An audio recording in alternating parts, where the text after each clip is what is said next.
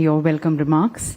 And now, ladies and gentlemen, as we seek to be led and guided by the Honorable Prime Minister, please join me as I request Honorable Prime Minister Modi for his inaugural address.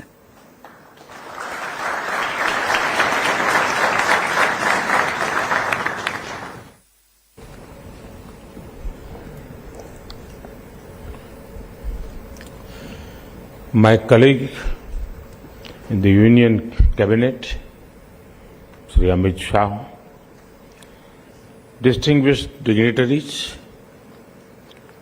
delegates from different countries, members of investigative agencies and security forces from across the world, and my dear friends, I welcome you all to the third Ministerial Conference on Counter-Terrorism Financing. Friends, it is significant that this conference is happening in India. Our country faced the horrors of terror long before the world took serious note of it. Over the decades, terrorism in different names and forms tried to hurt India. We lost thousands of precious lives, but we have fought terrorism bravely. The delegates have a chance to interact with a country and people who have been firm in tackling terror. We consider that even a single attack is one too many. Even a single life lost is one too many. So, we will not rest till terrorism is uprooted. Friends, this is a very important gathering. It should not be seen as a gathering of ministers only, because it deals with a subject that impacts entire humanity. The long-term impact of terrorism is particularly hard on the poor and on the local economy, be it tourism or trade. Nobody likes an area that is constantly under threat. And due to this, the livelihoods of people are taken away. It is all the more important that we strike at the root of terror financing. Friends, in today's world, ideally, there should be no need for anyone to remind the world of the dangers of terrorism.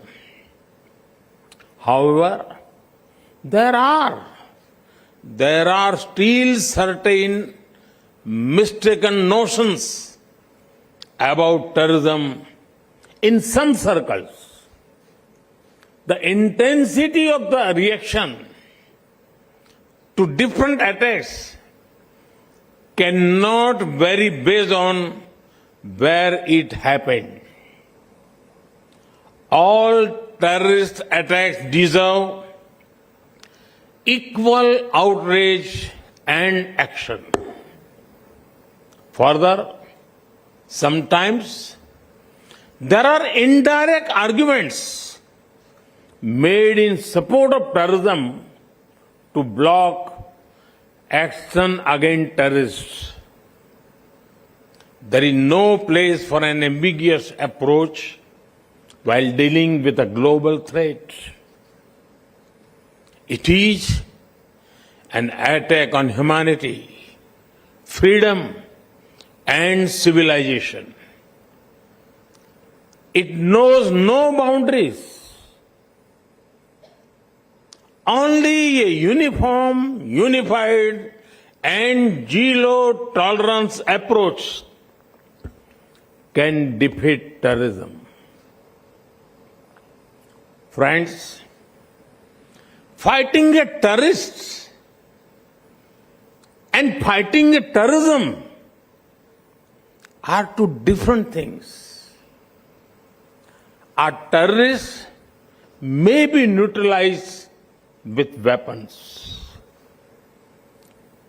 Immediate tactical responses to terrorists may be an operational matter, but tactical gains will soon be lost without a larger strategy aimed at hurting their finances. A terrorist is an individual, but terrorism is about a network of individuals and organizations. Uprooting terrorism needs a larger proactive response. If we want our citizens to be safe, then we cannot wait until terror comes to our homes. We must pursue terrorists, break their support networks, and hit their finances. Friends, it is well known that terrorist organizations get money through several sources. One source is state support. Certain countries support terrorism as part of their foreign policy. They offer political, ideological, and financial support to them. International organizations must not think that the absence of war means peace.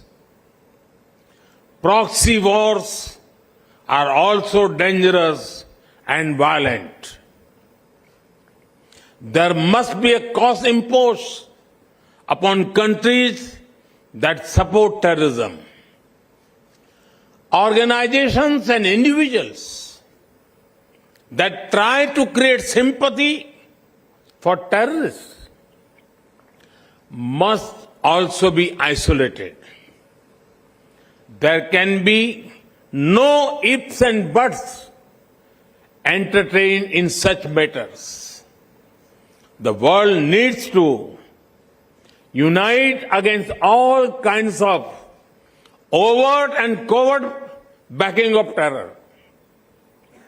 Friends, one of the sources of terror funding is organized crime.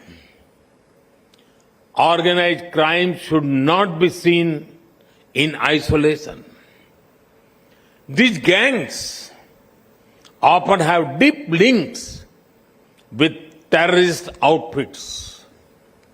The money made in gun running, drugs, and smuggling is pumped into terrorism.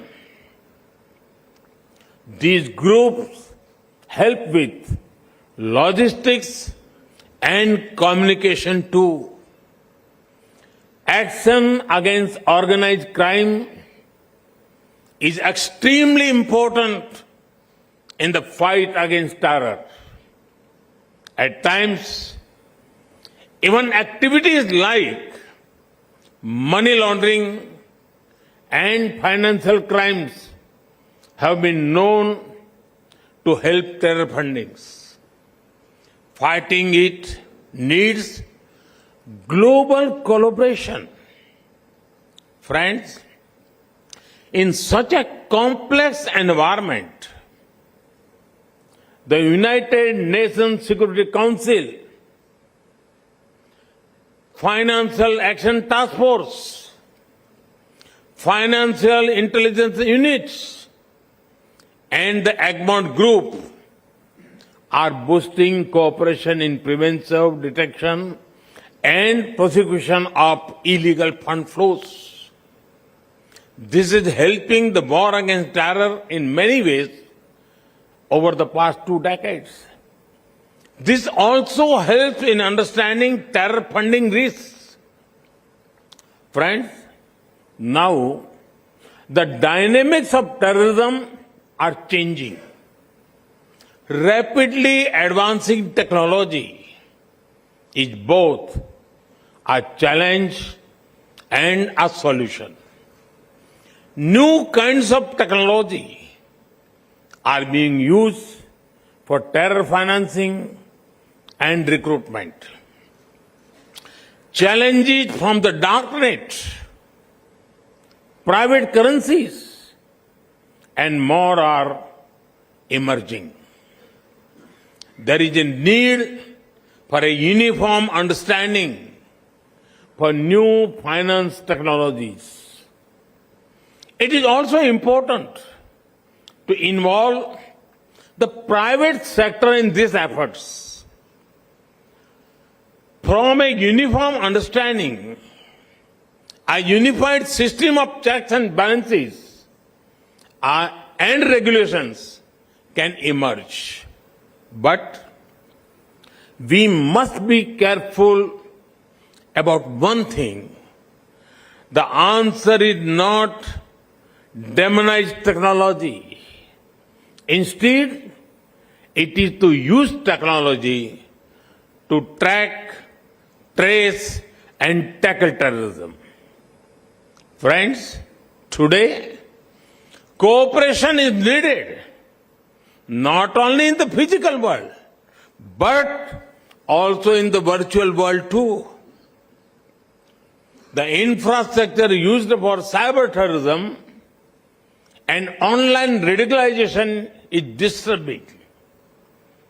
Some also offer weapons training from a remote location and online resources, communications, travel, logistics. There are many links of the chain in different countries.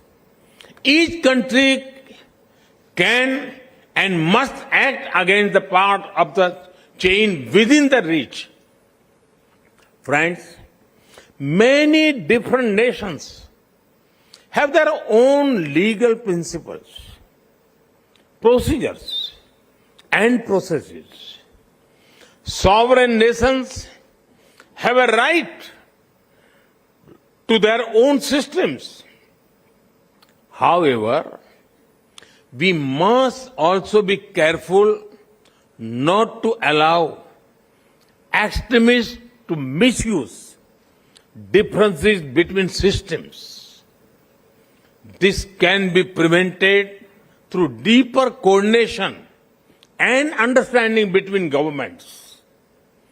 Joint operations, intelligence coordination, and extradition help the fight against terror. It is also important that we jointly address the problem of radicalization and extremism. Anyone who supports radicalization should have no place in any country. Friends, over the last few months, many conferences have been held in India relating to different dimensions of security. India hosted the General Assembly of the Interpol in New Delhi. a special session of the United Nations Security Council Counter-Terrorism Committee happened in Mumbai. At this No Money for Terror conference, India is helping build global momentum against terror funding. Our intention is to bring the world together in taking the war against terrorism to the next level. Friends, I wish all the participants success in the deliberations over the next few days. I'm positive that you will help in attacking terror funding in all its dimensions. Thank you. Thank you very much.